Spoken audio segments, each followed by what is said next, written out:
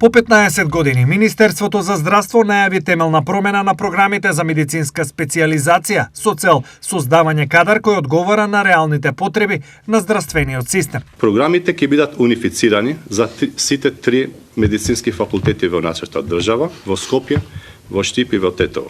Тоа значи еден стандард, една основа на компетенции, еднакви критериуми и ист квалитет на обуките. Без разлика каде се реализираат специализациите, здравството мора да има единствен јазик на професионални стандарди во образованието. Председателката на лекарската комора, доктор Гривчева Старделова, нагласи дека сегашниот модел е предолг и нефункционален. Сегашниве специализации се по општа интерна и по општа хирургија се предолги кога ги споредиме со субспециализациите и колегите реално бираат да одат директно на субспециализација.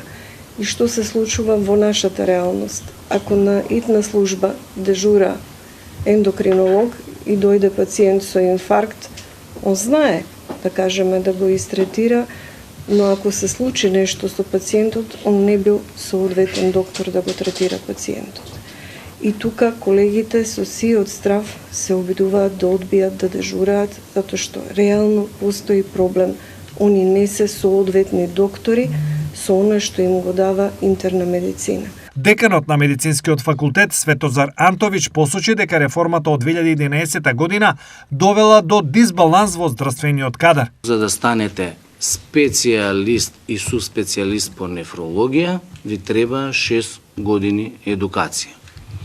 Меѓутоа, во внатрешноста на вистина не ви се потребни нефролози или кардиолози, или не велам не ви се потребни, меѓутоа е многу подобро да располагате со кадар кој што е со лиценца за општи интернист или хирург, кој што може да дава многу поширок диапазон на услуги кон пациентите, кои што во крајна линија и се доволни за онаму каде што тој колега, хирург или интернист работи.